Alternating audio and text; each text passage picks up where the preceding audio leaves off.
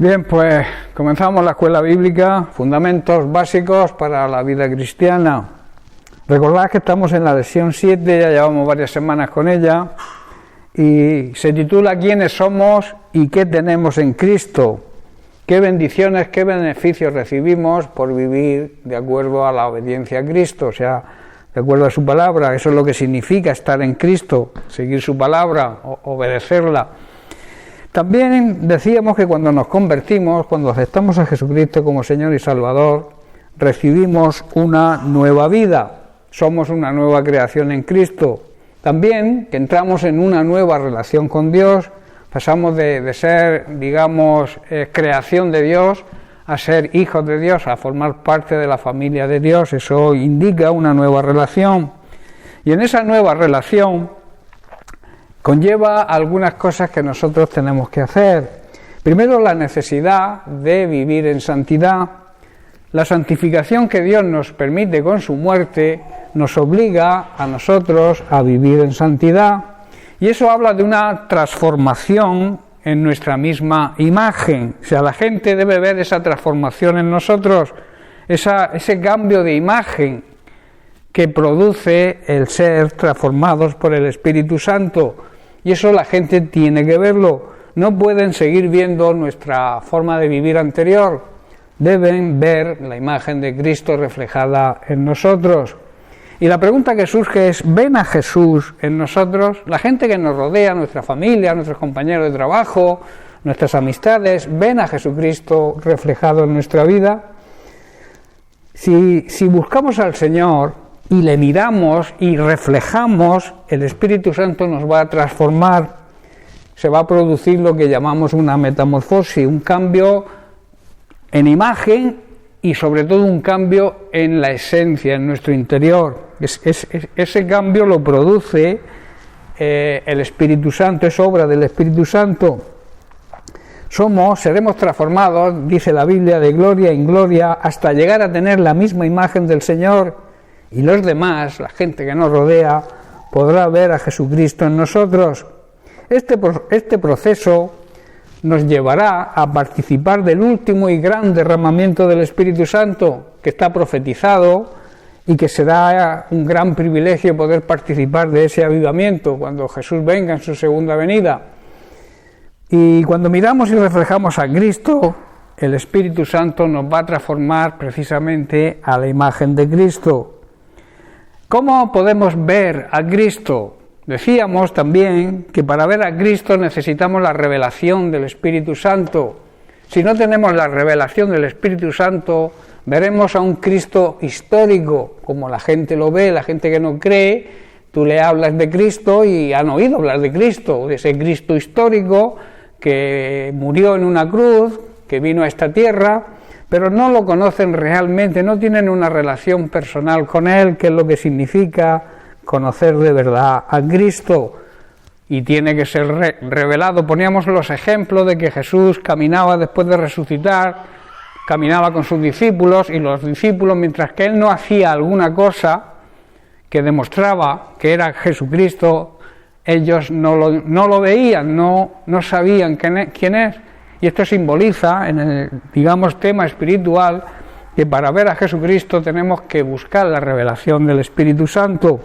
De ahí que debamos pedirle al Señor sabiduría espiritual para que nuestros ojos sean abiertos y podamos percibir y también crecer, que esta es la importancia, crecer en el conocimiento de Dios cada vez más.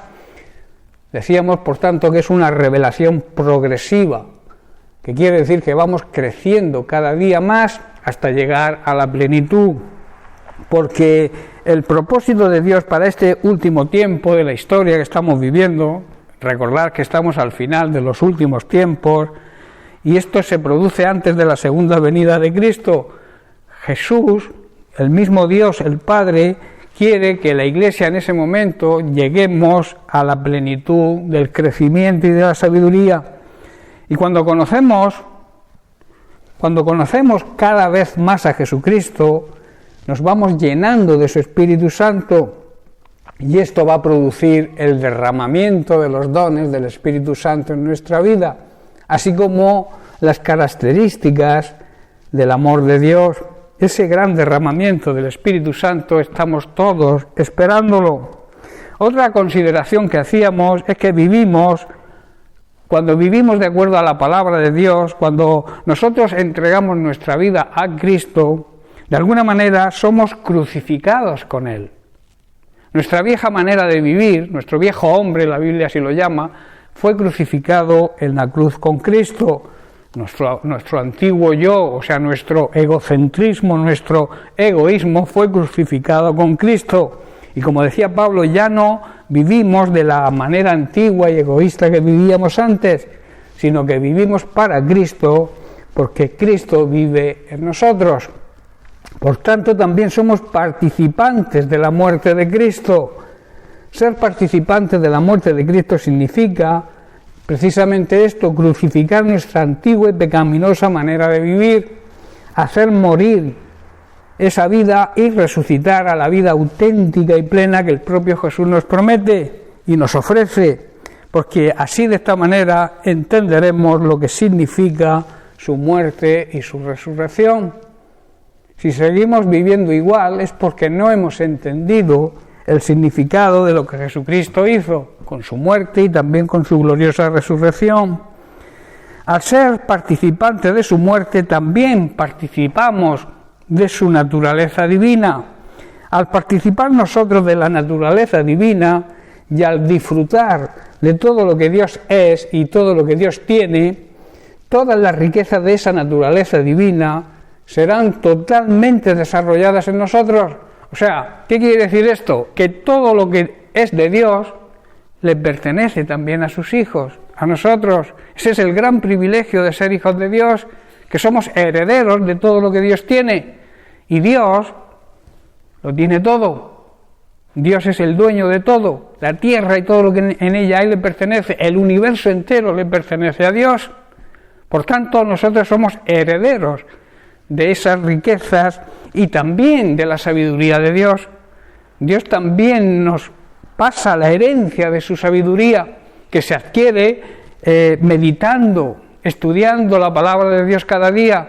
Recibimos ese conocimiento también a través de la intimidad con Él, de la oración, de la intercesión.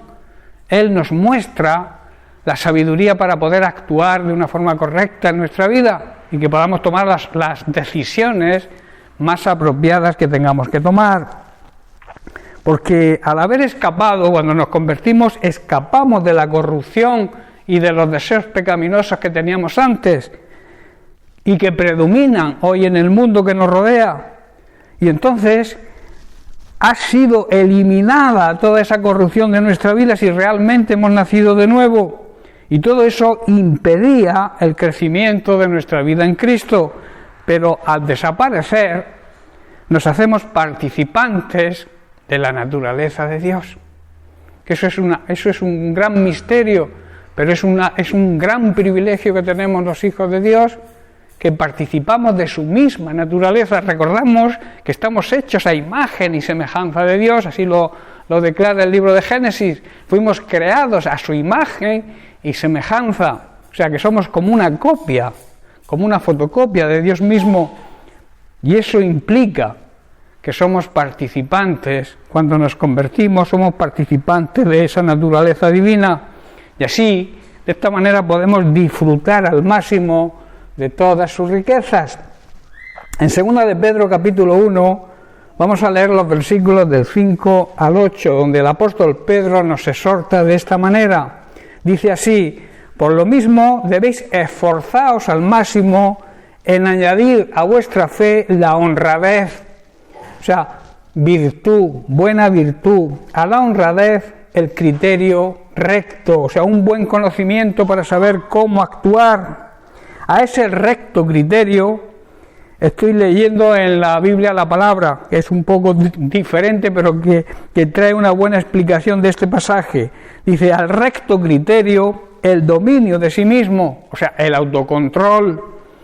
Al dominio de sí mismo, a ese dominio propio debemos añadir la constancia, que significa la paciencia, la perseverancia, no darnos por vencidos, nunca arrojar la toalla. A esa constancia la piedad sincera, o sea, el sincero amor, el sentir misericordia que se debe sentir por la desgracia de los demás, a la piedad sincera, el afecto fraternal, o sea, el cariño que se siente por una familia. Debemos amarnos como una familia que somos, y nada más y nada menos que la familia de Dios. Y a ese afecto fraternal, el amor. El amor, digamos que es la base de todo. El amor es donde se cimenta toda la unión de la Iglesia, el cemento que une las piedras vivas que somos los componentes de la Iglesia de Cristo. El amor nos une, es el cemento, yo lo llamo el cemento de unión que hace posible la unidad. Y dice el versículo 8, porque si abundan todas estas cualidades que he nombrado, abundan en nosotros, no quedaremos inactivos y sin fruto en cuanto al conocimiento de nuestro Señor Jesucristo se refiere. Por tanto, hermanos, ser participantes de la naturaleza divina significa escapar de la corrupción que predomina en este sistema mundano en que vivimos y abundar, vivir de acuerdo a todas estas cualidades que he nombrado y que nombra el apóstol Pedro. ¿Para qué? Para poder salir vencedores de todas las circunstancias y todas las guerras y luchas que continuamente estamos atravesando, y por tanto dar el fruto que Dios quiere y desea que den sus hijos. ¿Estáis entendiendo, hermanos?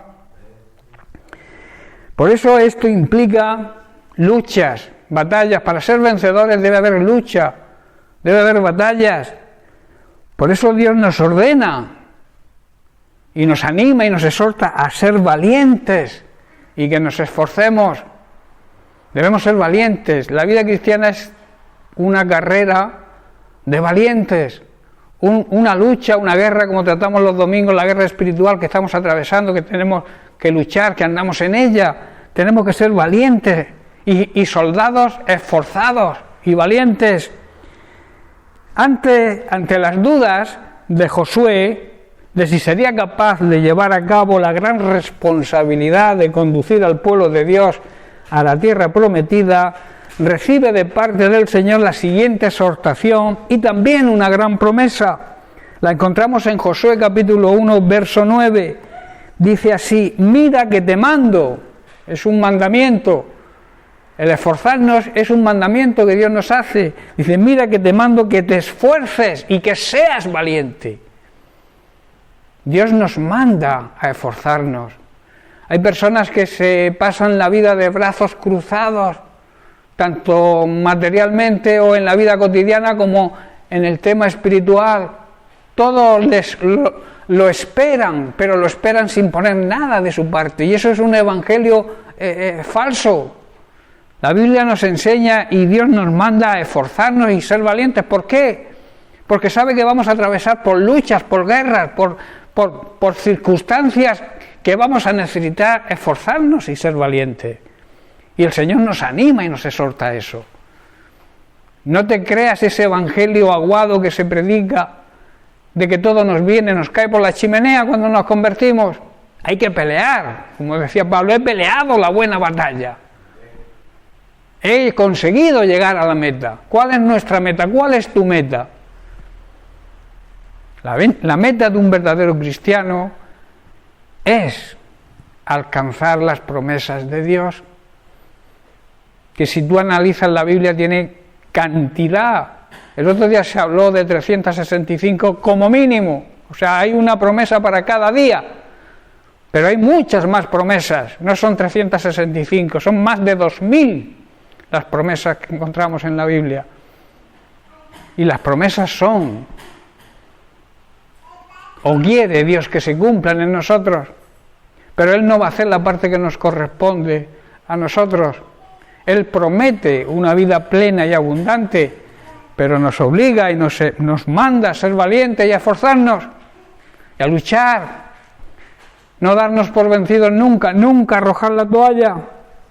Por eso Josué, que tenía una misión muy difícil, que era sustituir a Moisés y cruzar el Jordán y llevar a la tierra, al pueblo de Dios a la tierra prometida, Él había sido, había estado a las órdenes de Moisés, y Moisés era un gran siervo de Dios, pero Moisés no pudo entrar en la tierra prometida.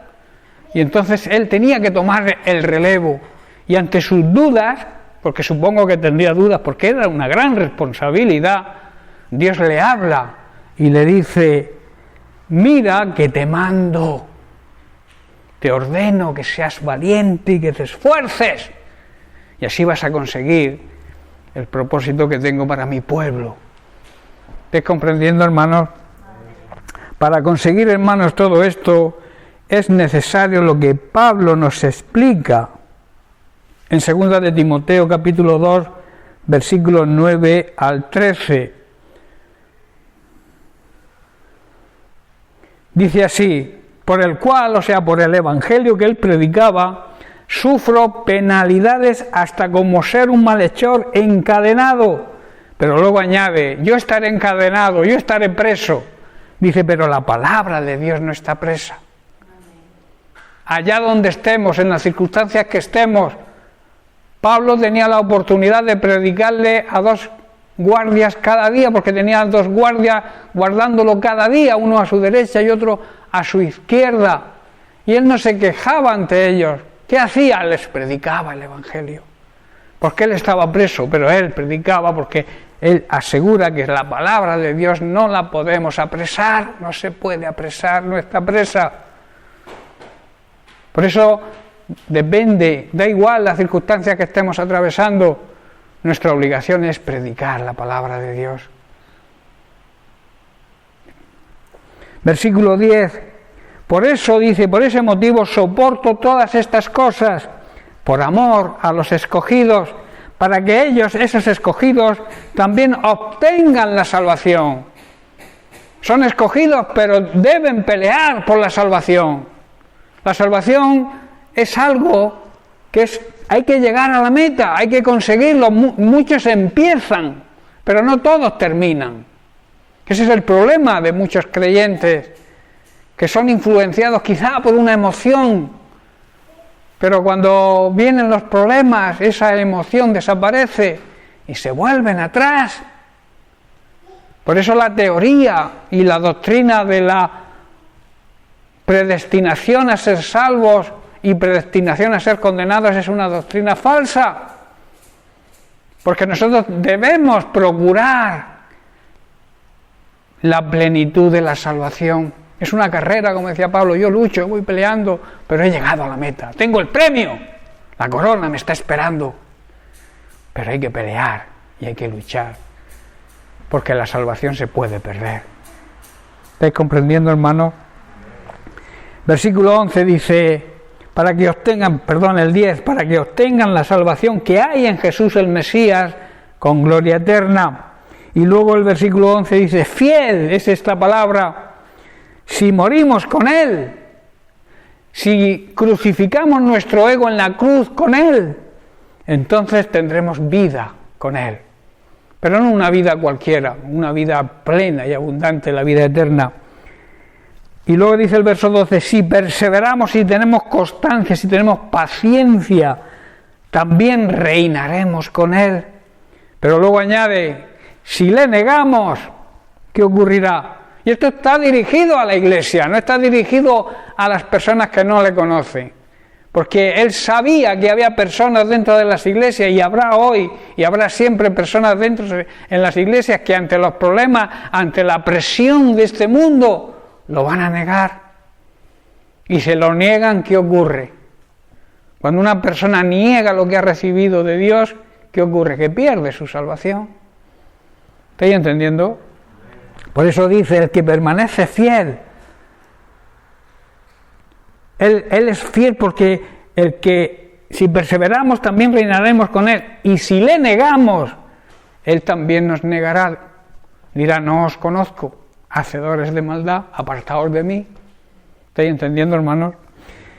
Si somos infieles, Dios permanece fiel, porque Dios es fiel.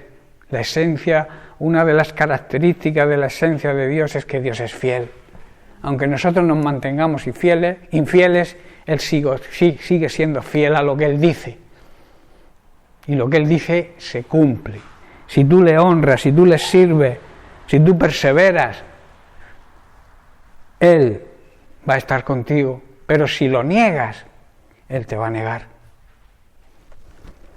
En Apocalipsis capítulo 2, verso 17 leemos lo siguiente: el que tiene oído, oiga lo que el Espíritu dice a la Iglesia. Al que venciere, al que se mantuviere fiel hasta el final, le daré a comer del maná escondido. ¿Qué es el maná escondido? Es la palabra de Dios que aún no ha sido revelada, que está escrita pero no ha sido revelada.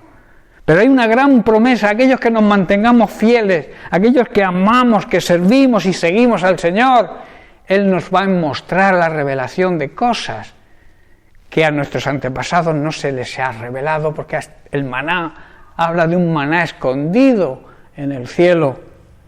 Esa es la palabra de Dios que aún no ha sido revelada, pero que promete revelarla a aquellos que se mantengan fieles hasta el final.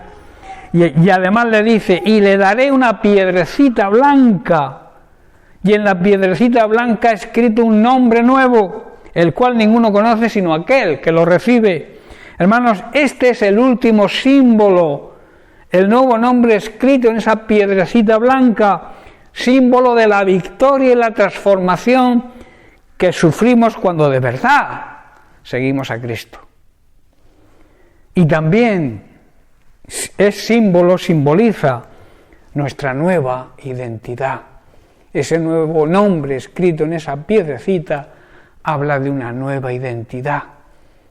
Antes éramos hijos del diablo, porque seguíamos lo que el diablo nos mandaba. Éramos dominados por el pecado, éramos esclavos del pecado, éramos esclavos de Satanás. Y entonces pasamos a una nueva relación con Dios de hijo. O sea, cambiamos de padre. Y entonces esa piedrecita simboliza esa nueva identidad.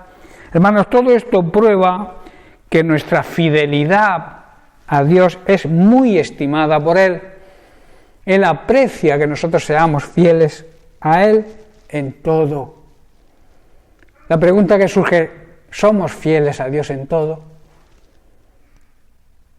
¿Somos fieles a Dios en nuestras ofrendas y en nuestros diezmos? ¿Sabéis que no darle a Dios lo que se merece es robarle? No solamente económicamente. Si tú le debes obediencia a Dios y no se la das, le estás robando. Si Dios te demanda hacer algo y no lo haces, le estás robando a Dios. Si tú no honras a Dios, esa honra que Él se merece se la estás robando. Si no lo respetas, Dios se merece respeto, y no se lo das, le estás robando. Hay muchísimas formas de robar a Dios. No solamente trata del tema económico. Cuando desobedecemos a Dios, cuando no andamos en el temor de Dios, en la honra, el respeto y en la obediencia, estamos siendo infieles a Dios, porque le estamos robando lo que le pertenece, el respeto, la honra y la obediencia. ¿Estáis entendiendo?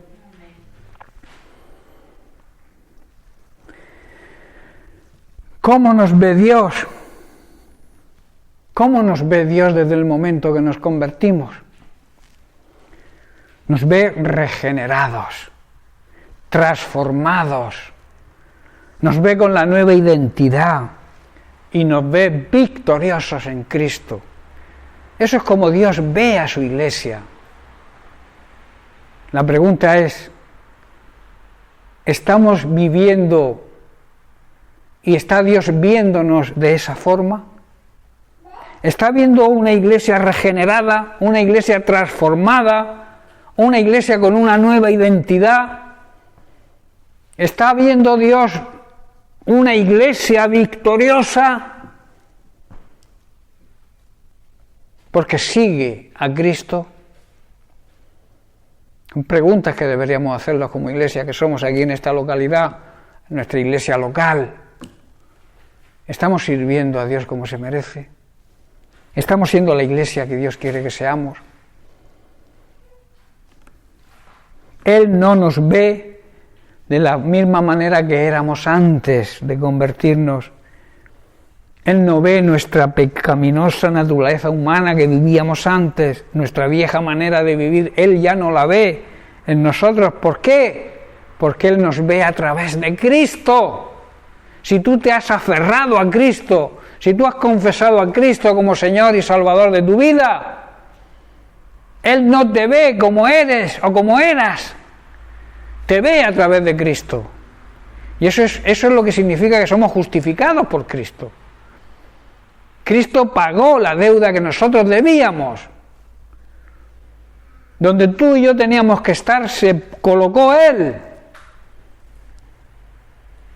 Y eso significa precisamente eso, que Dios el Padre nos ve a través de la figura de su Hijo cuando realmente le hemos aceptado como nuestro dueño, que es lo que significa Señor y nuestro Salvador personal. Él ve, hermanos, la nueva creación en nosotros. Él ve el resultado de nuestra fidelidad hacia Él y a sus mandamientos y el reconocimiento de Jesucristo, como he dicho, como nuestro Señor y Salvador. Dios ve, en definitiva, la nueva vida que comienza en ese momento en nosotros.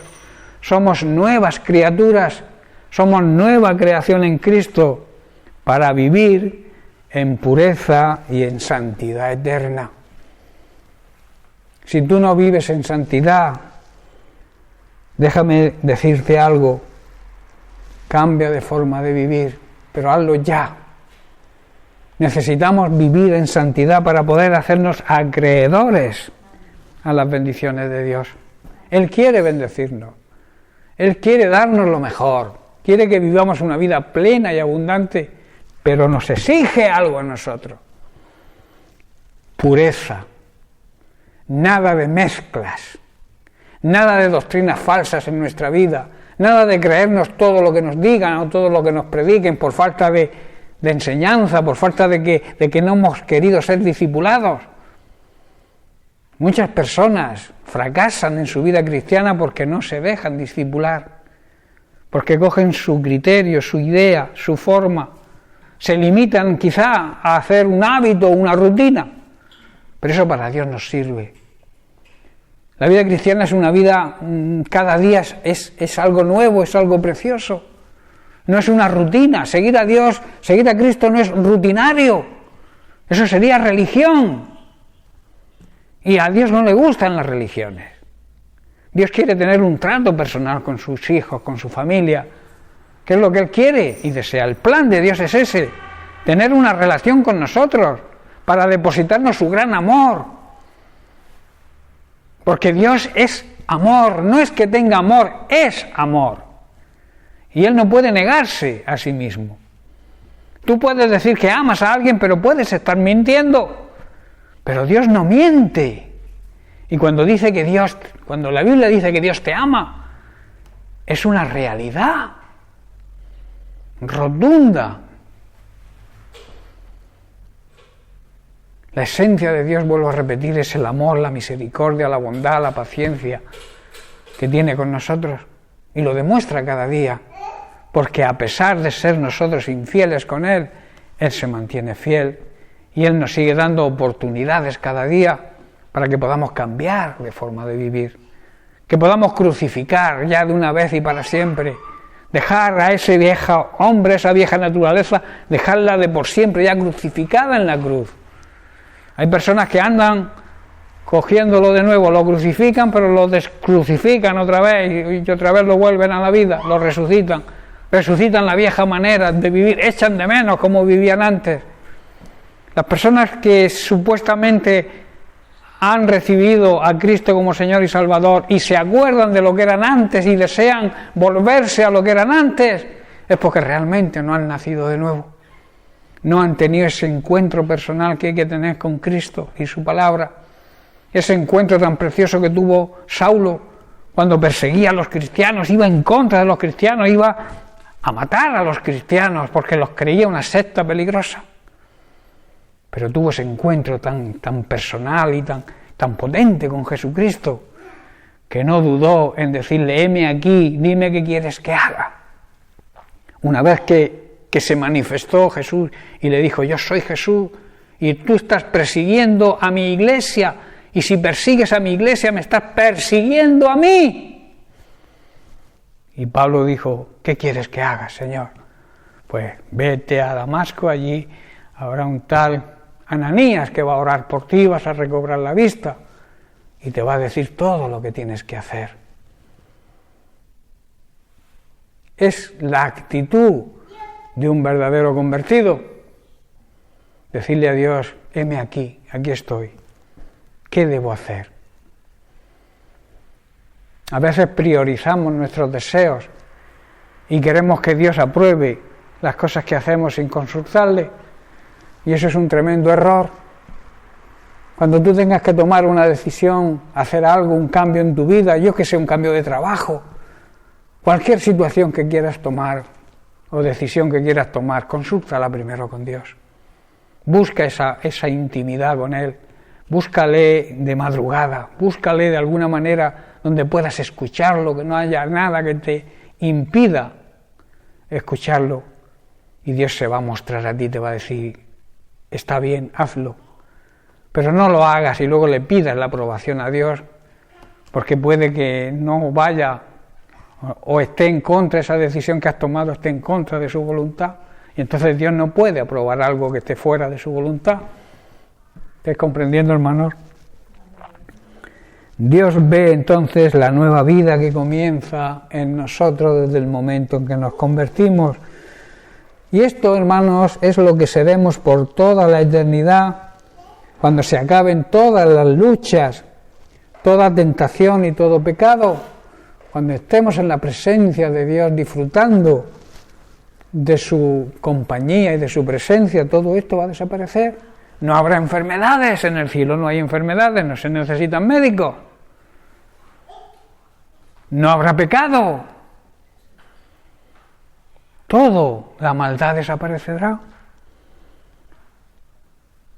Por tanto, hermanos, como conclusión a este punto, es que debemos buscar, a través de la lectura de su bendita y eterna palabra, y a través de la oración e intimidad con Dios, recibir y comer ese maná escondido, esa palabra revelada, ese Cristo revelado en nuestra vida que el Espíritu Santo nos va a hacer cuando haya en nosotros ese deseo de buscar la presencia de Dios, de buscarlo, como he dicho, meditando, buscando que Dios nos muestre la revelación de su palabra, orando en intimidad con Él, y entonces recibiremos lo que nos promete, esa declaración de inocencia, esa justificación, esa piedrecita blanca. El color blanco, sabéis lo que significa, ¿verdad? Pureza, limpieza. Y cuando nosotros nacemos de nuevo, Él nos da esa piedrecita blanca como diciendo, sois libres, sois inocentes, porque Cristo, mi Hijo, ha muerto por vosotros y vosotros lo habéis recibido y lo habéis aceptado. Y por tanto, aparte de esa piedrecita blanca, en esa piedrecita blanca está nuestro nuevo nombre, que solamente conocemos nosotros. Si tú realmente has nacido de nuevo, tú miras esa piedrecita que te declara inocente y ves tu nombre ahí, Santiago, Hijo de Dios. Elena, hija de Dios. Qué tremendo, ¿verdad? Qué gran privilegio. La palabra de Dios en Mateo capítulo 7, versículo 7, porque me podréis preguntar, ¿cómo se consigue esto?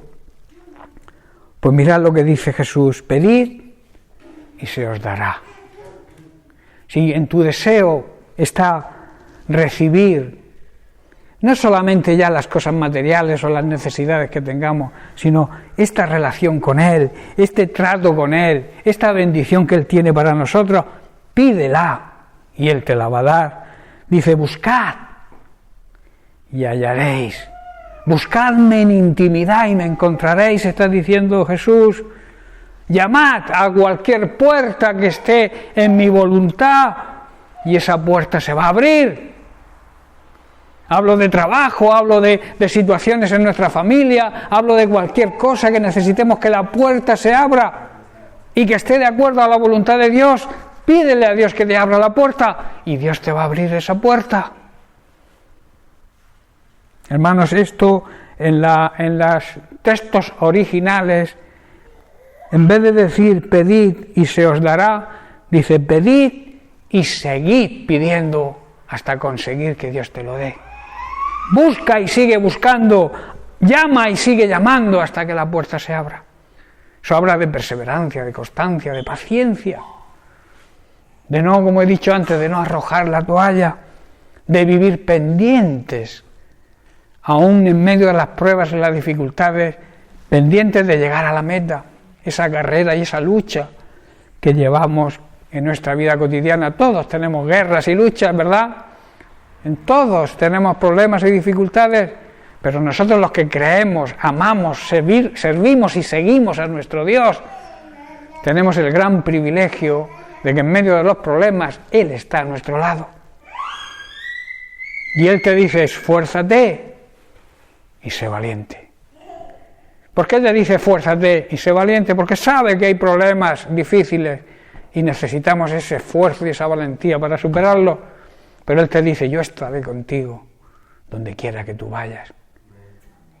Le dice también a Josué que este libro de la ley no se aparte de tu vista ni a izquierda ni a derecha.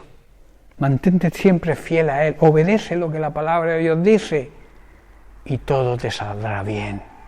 Eso es para nosotros hoy, eso es para aplicación hoy a nosotros. Medita en la palabra de Dios, busca los consejos de Dios a través de su palabra y del Espíritu Santo, busca esa relación con Él de intimidad, búscalo en oración, búscalo de madrugada, dale las primicias al Señor. David decía, de madrugada te buscaré.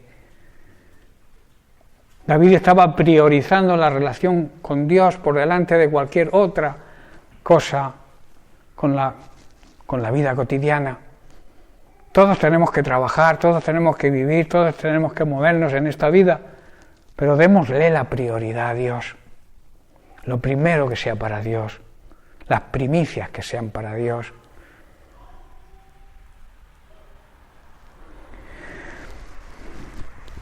El siguiente beneficio que tenemos cuando vivimos en Cristo, vamos a enumerarlo, pero no nos dará tiempo a terminarlo, es que podemos acercarnos a Dios. Este es un gran privilegio de ser hijos de Dios, de servir a Cristo. Podemos acercarnos a Dios con libertad y con confianza. En Efesios capítulo 3, versículos 10 al 12, Pablo dice lo siguiente: para que la multiforme sabiduría, o sea, para que las muchas formas de la sabiduría de Dios sea ahora dada a conocer por medio de la Iglesia. Escuchad bien, esto es trabajo nuestro, que es, por medio de la Iglesia está diciendo que debemos anunciar la multiforme sabiduría de Dios, o sea, la gran sabiduría de Dios a los principados y potestades que gobiernan los lugares celestiales, o sea, los demonios. Tenemos que anunciar a los demonios la sabiduría de Dios, pero claro, para eso se necesita querer aprender, querer entender. No basta con leer la Biblia, hay que profundizar, hay que estudiar, hay que ser discipulados.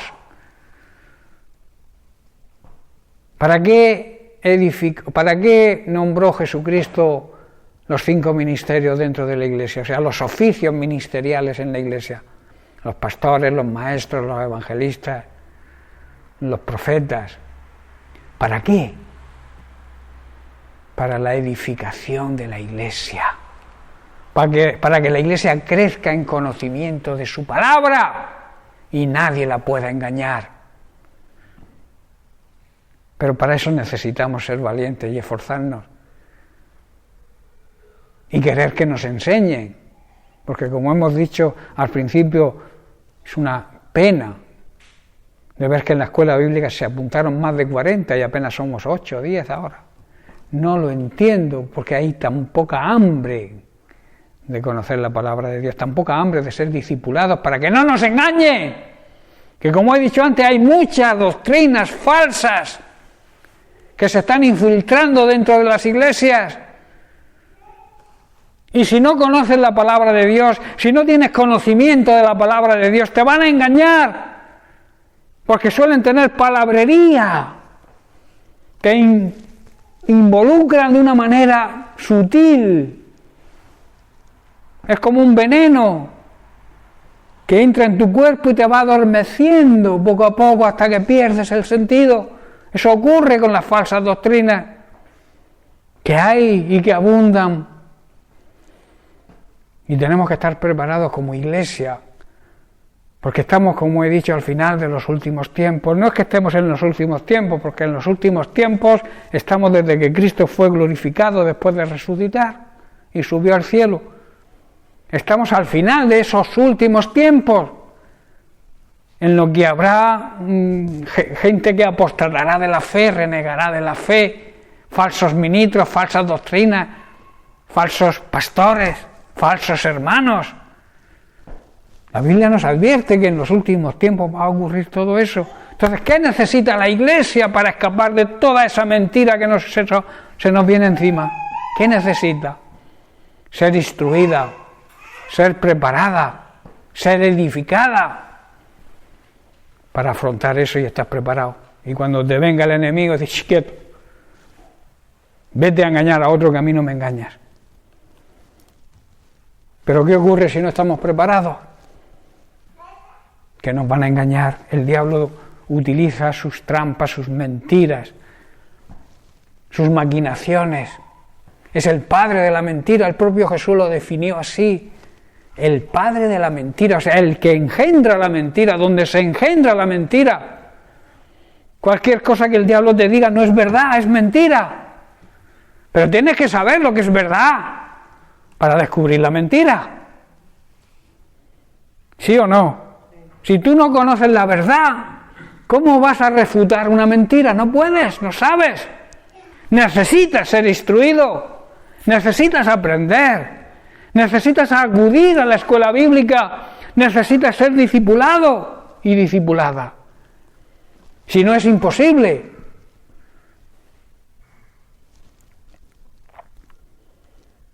Hermanos, Pablo dice, conforme al propósito eterno. El propósito eterno de Dios es que estemos llenos de la multiforme sabiduría de Dios para poder decirle a esos principados, mientes, y conmigo no puedes, porque la sabiduría de Dios me dice esto, y tú no me vas a engañar, porque conozco la palabra de Dios. Ese es el propósito eterno que hizo en Cristo Jesús nuestro Señor al morir en una cruz por nosotros. Ahí se marcaba ese propósito de anunciar la verdad y la sabiduría divina a todas las criaturas demoníacas. Versículo 12, en quien tenemos, aquí dice Pablo, en quien tenemos seguridad y acceso con confianza por medio de la fe en Él, en Jesucristo. Tú tienes acceso a esa multiforme sabiduría de Dios a través de lo que Cristo hizo. Lo que Cristo hizo a mí me debe transmitir, si lo creo de verdad, me debe transmitir seguridad y me debe transmitir confianza. El propósito de Dios con todo esto fue, y hoy es también, utilizar a la Iglesia para mostrar la amplia variedad de sabiduría a todos los gobernantes y autoridades invisibles que están involucrando a las mentes humanas hacia la mentira. Ese era y sigue siendo su plan eterno, hermanos, que Él llevó a cabo. El plan lo planificó Él tomó la iniciativa para que su plan se hiciera efectivo, que es enviar a su Hijo Jesucristo a la cruz. Ese era y sigue siendo su plan eterno, el que cuando entendemos lo que Jesús hizo y lo hacemos entender a aquellos que nos quieren mentir, decirle no, en el plan eterno de Dios estaba que yo tenga la sabiduría para refutar cualquier mentira que me venga de afuera. Pero para eso, te vuelvo a repetir, se necesita esforzarse y ser valiente y dejarse instruir dejarse discipular. Hermanos, y termino, gracias a Cristo y a nuestra fe en Él, podemos entrar en la presencia de Dios con toda seguridad, con toda libertad y con toda confianza. Amén. Bien, pues lo dejamos aquí, seguiremos la semana que viene con el tema la libertad que tenemos en Cristo. Cristo nos hace libres, pero la pregunta es, ¿de qué nos hace libres Cristo? Que muchas veces muchos creyentes tienen el concepto de la libertad equivocado. Se creen que libertad es hacer lo que les venga en gana. Y lo que Jesús, la libertad que nos trajo Jesús, es la libertad sobre la esclavitud que teníamos por culpa del pecado. Éramos esclavos del pecado. Y la libertad que nos trajo Cristo fue precisamente esa, libertarnos de la esclavitud del pecado. Pero ese es el tema que tocaremos, si Dios quiere y lo permite, la semana que viene. Que Dios les bendiga.